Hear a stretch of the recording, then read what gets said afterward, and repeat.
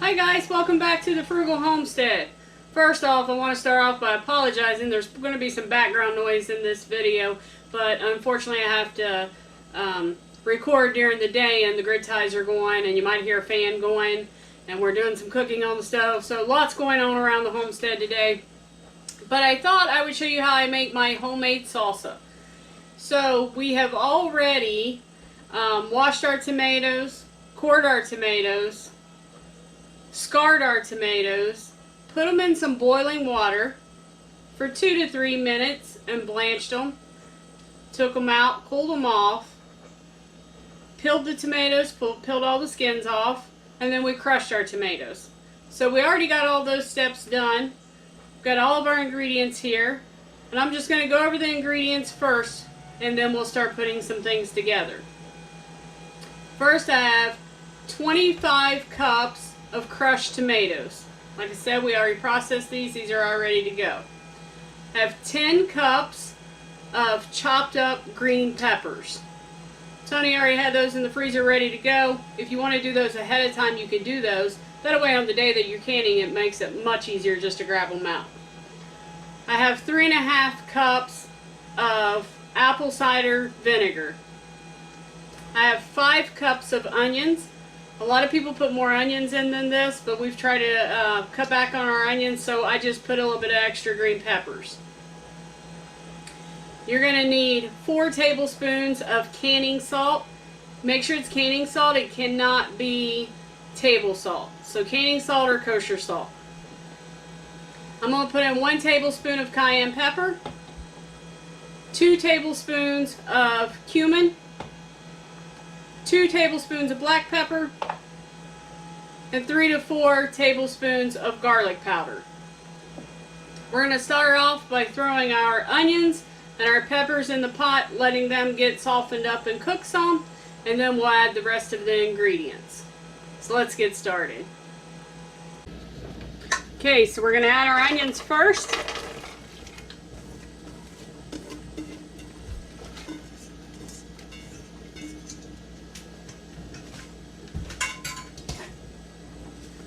Then add our peppers.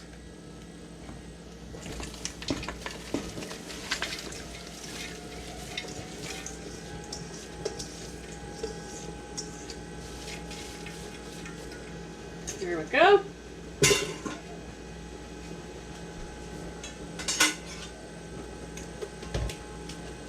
Add our salt.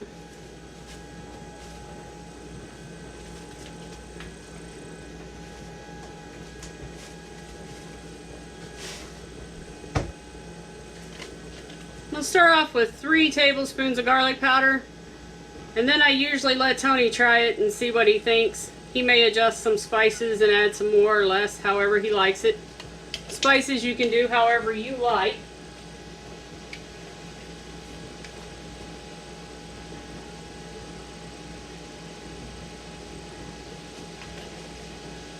You can add hot peppers instead of green peppers. You can add extra onions and less peppers. But the one thing that you should not do is put more peppers and onions than what the recipe already calls for.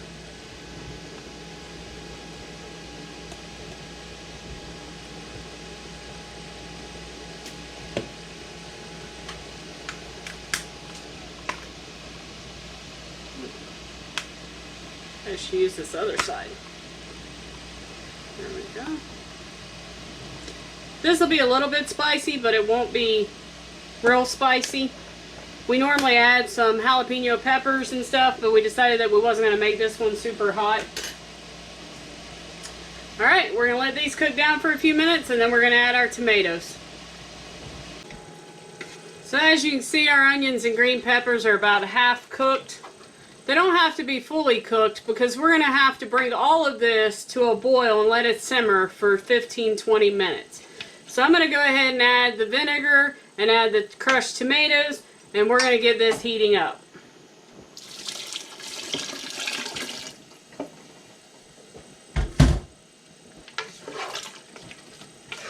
Make sure you don't skimp on your vinegar, even if you don't like the flavor of vinegar, because that's an important ingredient in salsa.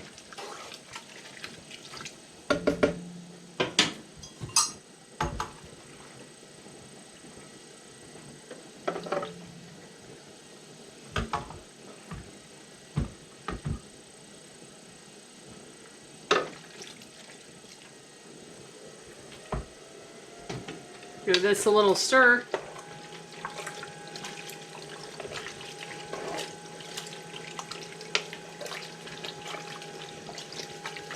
Man, it's already smelling good. You can smell them spices.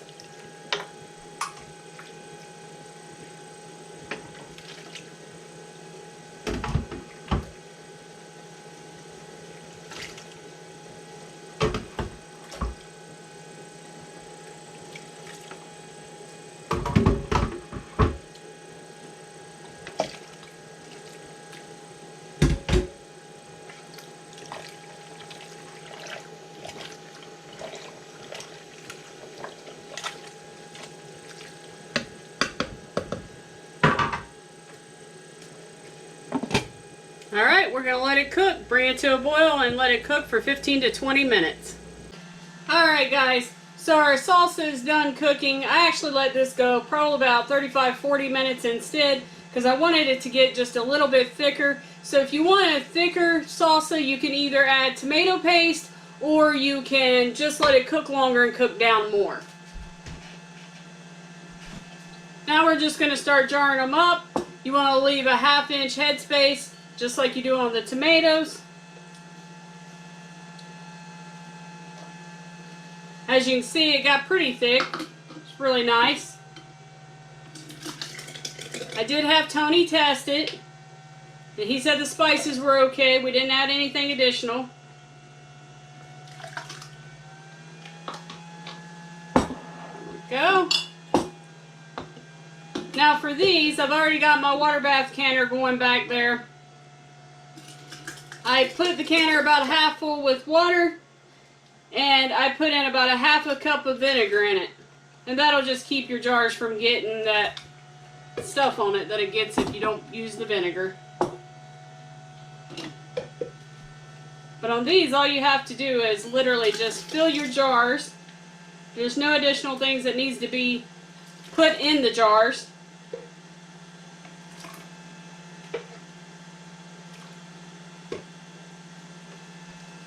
Go ahead. You need to take a clean rag and make sure you wipe off the tops.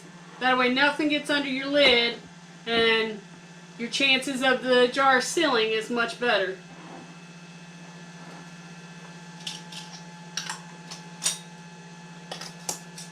Now since your salsa is hot, it may actually seal the jar without you even putting them in the water bath, but you should still water bath them.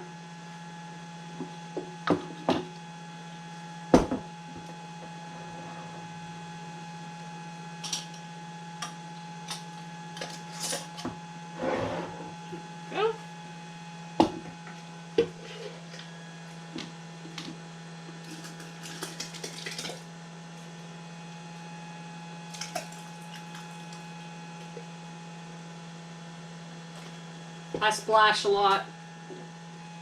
I make a mess when I'm canning. Constantly cleaning.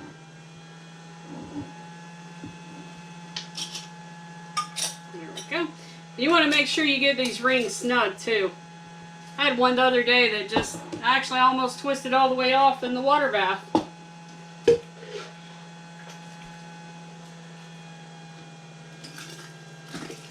Make sure you sanitize your jars according to the manufacturer before you start this.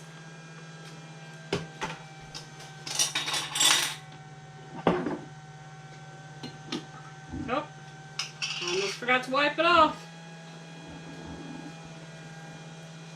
There we go. Now you can put 7 jars in my canner, so I'm going to get 7 jars ready, and then we're going to drop it in so we can get those started processing.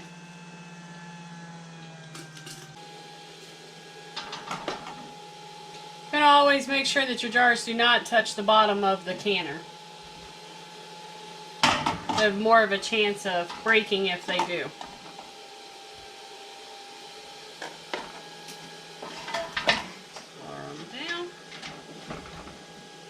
My water's over top of the jars. We're going to let these process for 15 minutes. And then we'll take them out. Alright, so we brought those to a boil. They've been boiling for 15 minutes at a rapid boil. And now they're ready to come out of the water.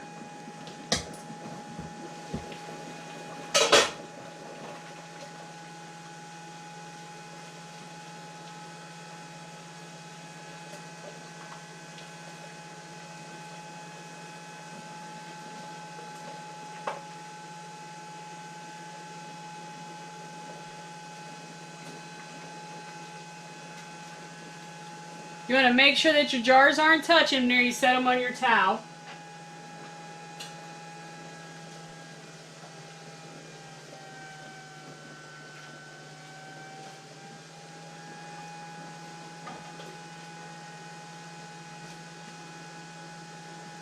There you go.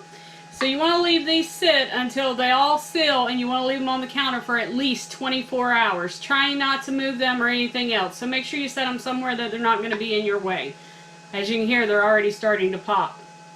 The time is a lot less on these because you've already cooked the tomatoes and you've already brought them up to temperature. So that is why you can cook these for only 15 minutes in the water bath.